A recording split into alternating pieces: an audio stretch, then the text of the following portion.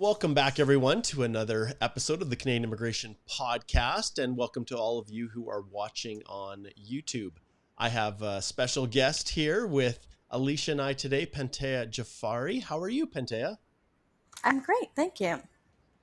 Glad It's to be great to back. have. Yeah, it is, and this is an interesting shift, an interesting evolution to the last episode that we did with you on the class action with respect to the self-employed program. So we're looking forward to having you give your take on what's happening. But yes, this is we're back again with another segment here in this saga of self-employed, which also incorporates to some extent the startup visa program. And there's been some recent changes that the government has made. Alicia, do you want to touch on those briefly for our audience? Yeah, sure. So April 30th and April 29th, this was the release, and April 30th was the go live date on the changes that were announced by the minister. And so couple changes, a few changes to the startup visa program, and unfortunately, the self-employed persons program is entirely closed as of yesterday. So with respect to the startup visa program, they are really clamping down on the number of applicants and how those applicants are vetted. So right now, there were a number of business incubators, venture capital, angel investor groups that were supporting these applications, but those are going to be capped. So right away, those organizations can only support, they're going to have to choose 10 startups per designated organization. So they're making it very competitive for people who want those startup visas. Each organization is only going to be able to support 10. So that's going to be a huge shift. The next is priority processing within that group, that elite group of people who make sure that they are going to be part of the Canada's tech network. So they would have to be a member of that as well. So within that group, there will be priority processing if they're part of Canada's tech network. So those are the changes that were announced just on the 29th, and they were effective as of April 30th. And then, of course, Pantea, we really want your feedback in terms of what's going on with the Self-Employed Persons Program. Clearly, IRCC realizes that there has been an issue. They acknowledge that processing times are now up to about 4 years, and so all the doors came slamming shut as of yesterday. Mhm. So, Without so notice, Pen, as usual. yeah, with no notice, always. So, what's your take on this? Like, realistically, Pantea, what is your take on these changes? Why do you think these rolled out the way they did? And especially the outright pause. And we're not talking a short period of time. Like, we're talking until 2027, I think, potentially. And we don't even know. They're just hinting at it. Is this the death of the self-employed program? So, a lot of things to unpack. And you asked what might be behind it. I think, in a way, it's not necessarily intended to, but it is targeting Iranian applicants because both these streams are dominated by Iranian applicants. So, the SUV has had some quality control concerns in the SUV program, which is why the processing times have ballooned and things are going to peer review and a secondary review to vet whether the designated institutions are kind of engaging in a for hire type of endorsement of the startup visa uh, pro, initiatives that they are endorsing. And that's why probably we're also seeing a cap per incubator. The incubator, for the friends and listeners who might not be aware of the program, there's 3 levels of designated institutions that can lend their support to an applicant, and the incubators are at the bottom of that. It's for businesses that are just getting off the ground, that really don't have a track record behind them yet in terms of a supply chain, prototypes, and maybe a client base where you could have gone straight to an investor. So those level of designated institutions are under more scrutiny because that's where there's some concern of fraud and whatnot in terms of the formation of the business idea. In terms of the self-employed program, that's something that's been really a heavy burden for the government for decades now. It's something that has been very, very cost prohibitive in terms of its management, given the large range of procedural fairness that was required under this program historically, which costs the government tried to do away with starting from 2018 by simply wiping out those procedural guarantees without any kind of remedy of the underlying reasons why they are to be afforded during the application process. And even though the Tafreshi judgment confirmed factually that the government made a calculated decision in going that way, so they banked on applicants, maybe a handful of applicants litigating, but on the large part being able to get away with kind of this obliteration of the procedural fairness guarantees in this program. And of course, our office hasn't allowed that to happen. And our office has been fiercely litigating in 6 years and holding the government accountable to these calculated decisions. And so their cost benefit calculation of how to kind of quietly do away with inventory in this program is clearly not working out. And it's becoming much more expensive for them to continue to administer the program without correcting the underlying problems. So I'm assuming they've just reached a point where they can no longer justify maintaining the program in its suboptimal state now and having to constantly litigate its suboptimal state. So they've been aware for a very, very long time that the program needs overhaul. They have chosen to do nothing about it, despite lots of internal efforts to do that. And so now, presumably they are ready to make those adjustments, but not on a priority basis. They're giving themselves some 2 years to do that. Sadly. So the biggest issue that I have with all of this is the simple fact that with all of these programs, I look back to the Federal Skilled Worker Program in the early days when they decided to, just call out hundreds of thousands of applications because the backlogs were too large. They once again let it get to a stage where it become just really unwieldy. And then you look at other programs that were tremendously successful, but also had a penchant for fraud, the owner-operator LMIA program, which once again, that was a great program. And there are so many individuals that we have consults with right now that would benefit tremendously from it, that have good resources, that are looking to acquire businesses and establish themselves in Canada legitimately. And I had lots of discussions at, when I was on the national executive for the CBA, when they were looking at shutting it down. And it's always a matter of throwing the baby out with the bathwater. And we're seeing that, I think, again with this program. Because let's face it, maybe you can give a little background, Alicia, on the self-employed program generally. Like, who are the candidates that are applying to this program? And why does it exist at all if there are other mechanisms such as express entry? So why would they create a self-employed? Like, who is it targeting and who is going to suffer from this suspension? Mm-hmm. So it is there to support people who are notable and have accomplishments in the arts, in culture, in recreation or sports, who are going to contribute to Canada's cultural vibrancy. And so that's why we have the self-employed persons class. So it's people who have enough savings to be able to make a go of their art or culture or sports careers in Canada. And it's something that is based in regs in Canada. So it's one of the objectives in our regulations that we want to foster arts, culture, and sports. And this was one way for people who wouldn't necessarily otherwise qualify under express entry, because we know express entry CRS scores on general draws are through the roof. And none of these groups, cultural or arts or sports, are one of the targeted occupations. So these people really don't have another solid mechanism to find a way to PR absent this program. So for example, we had clients who were fantastic, internationally renowned photographers who are applying under this program. They've submitted their application over 2 years ago. They're still waiting in the queue. And it's interesting, Alicia, because I've got, we have a client I've been working with for 2 years to get everything ready, and they've just drug their feet, and now full stop. So Pantea, what's your take on this? Like, is it, and I don't want to put words in your mouth, but is it just reached the stage where the government says, yes, it's nice to have programs for athletes and artists and musicians and things like that, but there's just too many people wedging themselves into this program that maybe shouldn't really qualify because they have no other pathway. And water always runs downhill.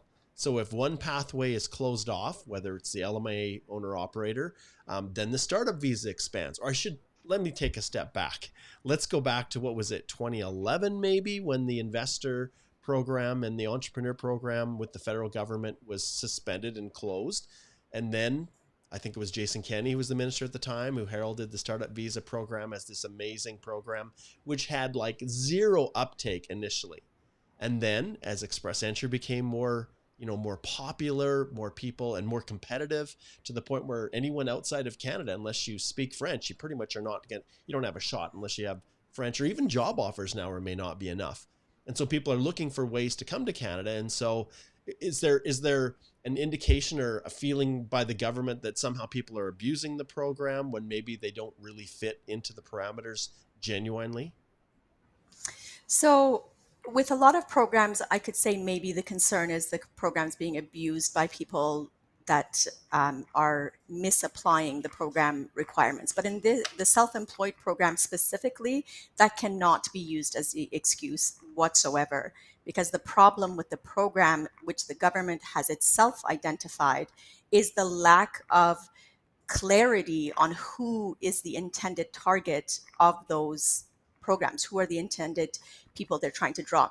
So with the self-employed program specifically, it was never really a replacement for the SUV. For sure, it funneled down from investor type programs that were closed down, LMIA based, whatnot. But this one particularly, these individuals wouldn't be able to qualify through the Express Entry because they can't get job letters, for example, that they've worked minimum of 30 hours a week. These are contract-based services being offered, not in an employment relationship, self-employed, directly speaking to that issue, which is that they usually have, the sports league, for example, you're either a national player or you're a coach or you're a private tutor or coach, right? So you're doing swim lessons for 45 minutes a session or whatnot. These aren't conducive to a skilled worker type of program, which is the majority of our skilled worker programs. So the client base is different, but when the IRCC did all of its internal investigations as to why this program is so much more expensive, despite the relatively lower numbers, they discovered it's people that they don't wish to see in the program applying. And the biggest factor at the time was farmers. They had said that small time farmers are applying when the intention was larger farmers that could make a substantial contribution to Canada. So they paused the program with the intention of reintroducing it with parameters that would signify the type of farmer they're looking for. And so they left that for many years now. And now with the athletes and artists, they're doing the same thing. If the suggestion is it's attracting people that they don't intend to, that's by sheer design of their own fault, Yeah. sadly, that they haven't corrected in over 2 decades.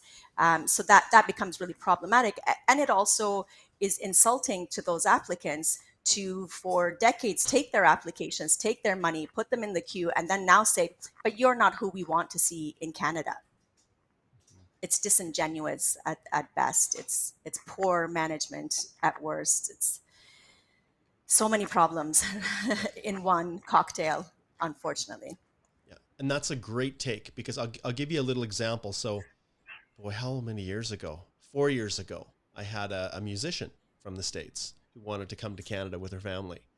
She was, she was professional in every right, but she started her family. And so she would work on a contract basis for the various, symphonies in the places where she lived. She started in Texas. They moved to Colorado. And so in her situation, like most musicians, they don't have that one continuous full-time or 2 years part-time. That's an essential component to even get through the gate, like you've identified. And to a large extent, yes, that's why the self-employed program is there. In her case, when she first started, She had 1 year. It was like, boy, like 9 years ago. It was the very, very last little stretch that we could squeeze out. She had 1 year continuous. So we were able to go through express entry, but it was crazy. We create a spreadsheet with a timeline of each of the periods of time that she had worked, 3 months here, 5 months here, to accumulate the full 3 years to maximize her skill transferability points. And in the end, the scores weren't off the charts then, and she was eligible, and we were able to get through express entry. But so many individuals, artists, and like you said, even athletes. I think of the CFL players, right? Who their season is short, and then what do they do in the off season? Well, they have other jobs that they work in Canada, so they wouldn't even be eligible to go through express entry, because they wouldn't be able to demonstrate 1 full year of work as a professional athlete. So I hear you 100% with this program. And so the question I now have for both of you, and it doesn't matter who wants to answer, like what does this mean in the long term on artists, athletes, and other cultural professionals planning to immigrate to Canada? Like, what is the long-term effect of this decision made by the government? Yeah, and when I hear both of you speaking about that, I'm also thinking about the changes that IRCC has recently made with self-employed doctors, because they recognize that this is a problem for express entry for physicians as well. And so relatively recently, they've now said, okay, you know what? Self-employed income, if you are a physician under these certain NOCs, will be accepted under express entry, because they know we need these people in Canada. And I would argue that we also need artists, we also need musicians, we also need elite athletes in Canada as well, because it's part of the cultural fabric of our society. So I would hope that then IRCC is also going to somehow tweak express entry to start to bring people into the fold if they meet certain criteria. So maybe they don't have a separate program. Maybe they're going to try to streamline it, make it more cost effective, but bring it through express entry. I'm probably not holding my breath on that, because artists and athletes are not currently on targeted occupation lists. And based on what we've been seeing with the government, it seems everything is going towards what are the economic outcomes. And that definitely tends to be the same theme that we're seeing across all the lines of business for immigration. Pantea, what are your thoughts on what they might do in the future? So we know they've suspended, and in particular, let's start with the self-employed program. So we know they've suspended it and to sort out whatever they're going to sort out. But what do you envision in the future? Hopefully, they're going to narrow down the parameters and fix the issues that resulted in where we are today. But what are your thoughts on future reforms or things that they might do? So before I answer this question, I'll actually add to Alicia's comment on what we think this will mean for applicants going forward. And it's that the 6 years of litigation in this program has already created such significant distrust over this program with elite athletes and artists around the world, but especially in the community that's being litigating. So they have lost their faith in the minister's genuineness in soliciting these applications in the first place, in the willingness to process and assess the merits of an application on the lawful basis that they are soliciting those applications on. And those concerns have really, in their eyes, not only brought the immigration system, but also the legal system into disrepute, because the available mechanisms to challenge that kind of tyranny by the minister hasn't been as swift and as impactful and effective as they would have liked to have seen. And so that distrust has already been there. The program has already been dwindling, which begs the question of why they would stop the inventory altogether, because they had already caused such a distrust that the volume in this program was declining. So when you couple all those facts with the complete pause, but technically closure of the program, basically, a couple of things come to mind. One is, I do believe for sure it's driven by the cost of the litigations rather than the program itself, because that has to be now 6 years running with the pending litigations seemingly going on for at least another 2 years. This is going to be a problematic thing. But in terms of its reintroduction, they've had the opportunity for several years now to do that with the farmer program, which is what they expressed an intention to do. They paused the program until they could clean it up and introduce it in a way that matched what they had hoped to receive in terms of inventory. They haven't done that. So they've now paused the rest of the program for a 2-year period, seemingly with the same intention to clean it up and have it match what it is that they want to see in terms of applicants. Presumably that would be an IELTS score as a minimum requirement. So for some of the categories, that would be, some concrete explanation of, like potential but really practical revenue that might come, and other things that I've suggested that they amend about the program for some time to avoid these types of issues in litigation. I don't think that they would have a large appetite to make those changes as a priority. So I think the future of the program really depends on the next election, who comes into power, what their priorities are. But based on what I've seen in the last 6 years, I don't see this program being a priority for the government to fix in the near future, sadly. I get it. I remember when the agricultural portion of the self-employed stream was shut down, and there was reference once again to a particular community in a particular country as being the source problem. I think it was farmers China. in Chandigarh, right? Like that's the comments that were made, like very derogatory. And as a farm kid myself on a small farm, I took great offense to it. But at the same time, I do have some. I try to look at things from both sides, and I don't know how you deal with situations where there is fraud within the application process, other than actually enforcing and applying these funds that you're getting in for processing to actually investigate more, to go look into things, to hire people to go on the ground and take a look. Those things can be not easily, but much more effectively verified if you do those kinds of things.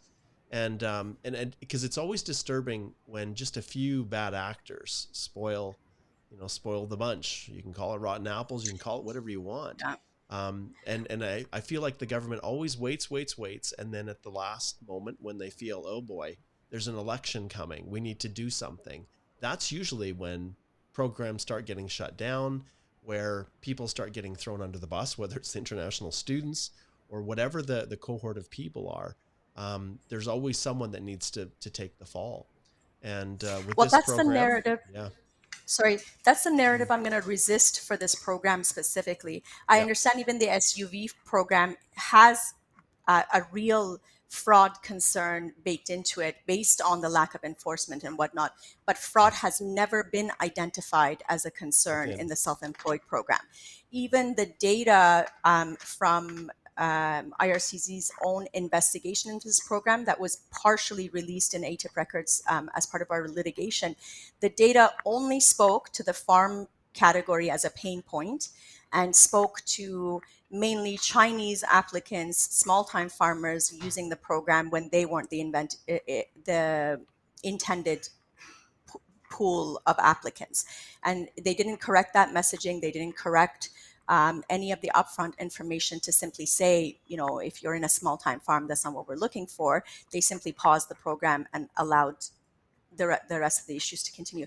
But as part of that investigation, at the visa posts that were handling these applications, not a single person raised such concerns with respect to the artist and athlete categories. The only overarching concern that was raised repeatedly by every single visa post processing these applications was that the upfront instructions on what the government wanted to see in terms of evidence for this program was absolutely unclear, both to officers and to applicants alike and their representatives. So there is no element of concern raised with the artist and athlete part of this program to justify its pause other than the lack of upfront instruction. So I want to be um, very specific in preventing a false narrative from occurring on this program, especially since the government hasn't filled in a narrative as to why it's pausing the program. And I will insert instead what I believe to have been a critical consideration in the pause, which is the cost of the litigations. And that's something that I have raised both in the litigations and publicly since the onset, because I think it's a poor management style for a government to be allowing these kinds of information on what it wants to come through at such lengths and hardship instead of being clear about those upfront, especially when it has known for well over a decade that that's what's required. Even its own agents and officers are saying that's what you need to do. So why? Why in the world did they not take steps long ago to hone in and kind of sharpen the actual parameters for eligibility? Why has there been no action on this? Were they just waiting for it to become so untenable that then they could justify just shutting it down? Which, I'm sorry, I tend to be kind of that view, basically based on history. So why do you think the department would not just deal with it? Why instead do they put their head in the sand or pull the covers over their head and just ignore it? To be honest, I think it's just a product. It's not as nefarious as we think sometimes, because they're not as coordinated as we would think. So what the litigations have taught me is that they're not even coordinated enough with counsel, for example. Even if you look at the Tafashi judgment, the court advised that that the government is causing confusion by having an outdated policy processing guideline on its website. It took them almost a year to take it to put out a public notice about that, and it's still on their website. And that's after the court has admonished them for it, put a cost award against it, and they've still haven't acted on it. So I think it's just a matter of, it wasn't a priority for them. They did the investigation because they wanted to do something, but then it fell off the tracks. It wasn't a priority, and now it's gone to the point where it's embarrassing. It's become embarrassing to them in terms of these litigations. And of course, election time is going to become a pain point. Why did you spend all this money on these procedural fairness and then the litigations instead of fixing it up front? So they're at least going to curtail the problem from getting worse, seemingly, because the litigations are just continuing as they refuse more people, put more people in the inventory without, real commitment to lawful processing. Then the litigations are getting bigger and bigger. So at least they were seemingly trying to stop the source of further litigation, and just kind of acknowledge that something really needs to happen with this program, a legitimate overhaul that is matched with whatever they're saying is their intended applicant group, for the intended target for the program. So what do you think your advice would be to candidates that would typically consider this program? Sit back and So just hang you, tight, yeah, wait, or no, definitely not. So you also talked about, for example, the owner-operator LMIA having been, practically speaking, shut just the down, the advertising exemption removed. Yeah. which was the main and Yep. only reason why we would go to that work permit stream versus others Yes. for our clients. So I would be advising them to pursue other options in the meantime, for sure. Others that are genuine to their self-employed experience, such as work permit opportunities. But the other problem is that, again, without a formal announcement, I'm not sure if our colleagues and listeners are aware, as of at least about a year ago, we have experienced that they there was an entrepreneur and self-employed work permit category that we were using for the temporary needs of these applicants to get them a self-employed work permit to start in Canada until these applications were processed. And then without a formal announcement, they stopped, they changed internally their perception of what is self-employed. So they rendered ineligible applicants that weren't uh, forming a corporation upon their arrival as part of that category. And so they've shut self-employed artists and athletes out of that category again without formal acknowledgement as well. So it's like quicksand, sadly. The options are kind of disappearing, but for sure they need to be managed to have some viable opportunities in the meantime, because the wait and see approach is not going to work, because we have no idea how long that wait's going to take. And also maybe they might want to consider litigating, especially those that had applications almost finalized, like your client and several of mine, Mark. Maybe you want to challenge the closure of the program without notice, because you've already expended all those fees, time, effort, improving these Business plans. circumstances. Yep. Absolutely. Yep. Especially because, so for our office, for example, we had some clients lined up ready for submission, but then the minister has started, in my opinion, playing some additional games on what it wants to see as a standard to be met before approval. So we then took all those applications and said, okay, if you're trying to avoid litigation, although I think those new standards are unlawful, you might as well dance to the tune that they're meet 'em. expecting of you to avoid it. So the reason they weren't filed was because we were doing this extra Jumping through the level of hoops. Yep. strengthening. So that Yep. seems extremely unfair in the circumstances, especially when tacked onto the years of unfairness of how they've been treated by the minister in this program in the first place. So we would consider litigating, and if anyone has those circumstances, please do contact our office. We would consider litigating applicants who were preparing applications in this program and now can't file them because of the program pause. And we, one of our previous sponsors, Journey Business Plans, we always direct our clients through, we're not professional business plan developers. We typically refer to those who are expert in that area.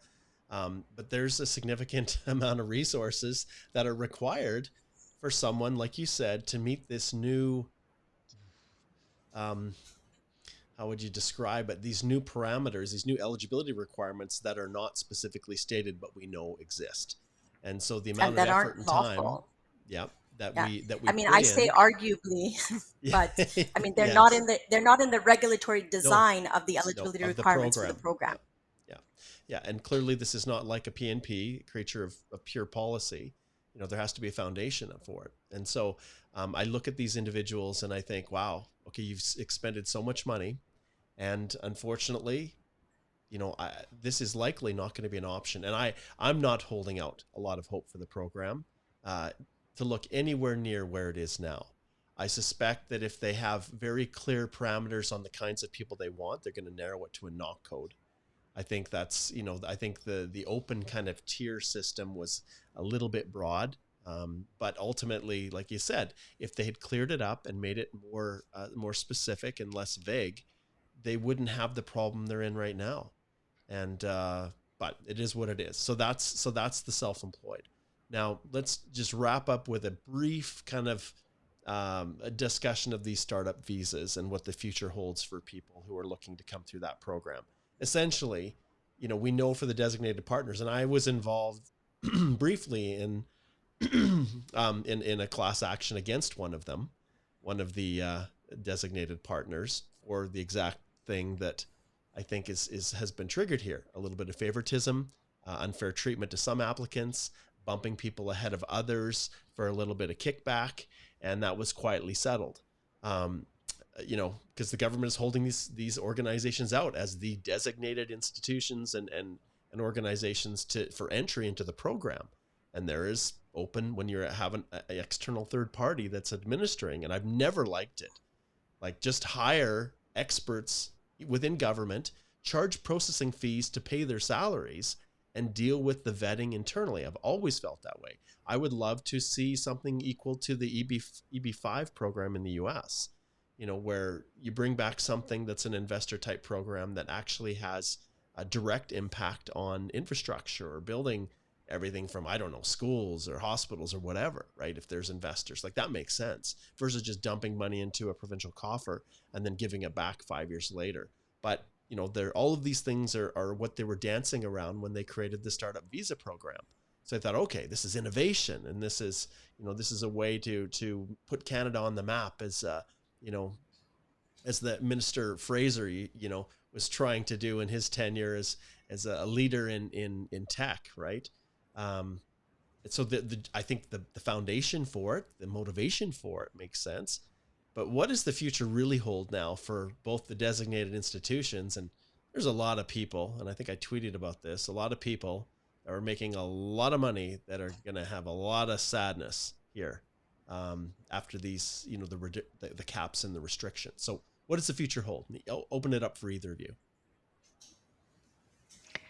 Well, I would say probably they're shifting towards picking winners, right? We know that they very quietly released a program where they are looking at only certain industries that they say are anchor industries in tech, for example, that they had vetted by supposedly an independent panel of experts who said, we're going to support work permits, 5-year work permits for people who are going to support these organizations.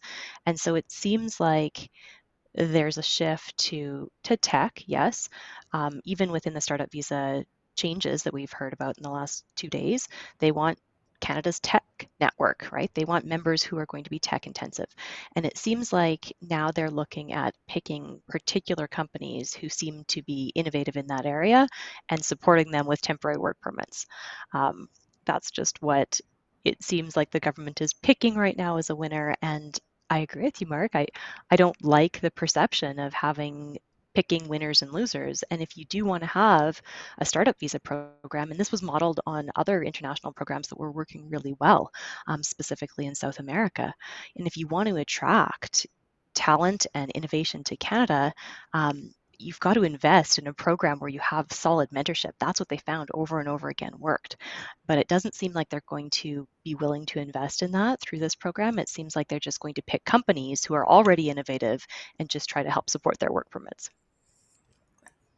And so that's going to cause Canada to become an increasingly not favorable destination for those innovative businesses, just like the artists and athletes.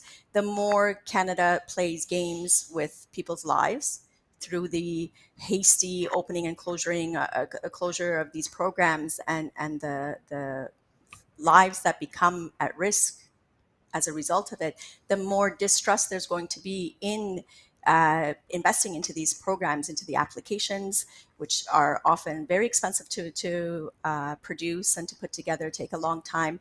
So Canada's going to lose a lot of genuine investors that could have come through this, which already started again with the backlogs that were growing and with the fraud that had caused pretty much all applications to go to peer reviews and whatnot, which again begs the question: if both program inventories were on the decline because of program processing concerns and especially processing timelines, then why such drastic changes to really drive away that inventory and close it off altogether in the self-employed context? For sure, it's going to mean that we lose very capable individuals in both streams, for sure. Well, I think we have beat this topic to death here. The reality is only the future will tell what the ultimate effect of these closures and these caps will have. And like you alluded to previously, Pantea, we've got an election that's coming. So if there's a change in government, what will that mean to all of this? So lots more to discuss for sure in the future. And one thing we can guarantee with immigration is that there's one constant, and that constant is change. Thanks so much for joining, Pantea and Alicia. Great to have you here. And we will see all of you guys again in our next episode. Take care. Thank you.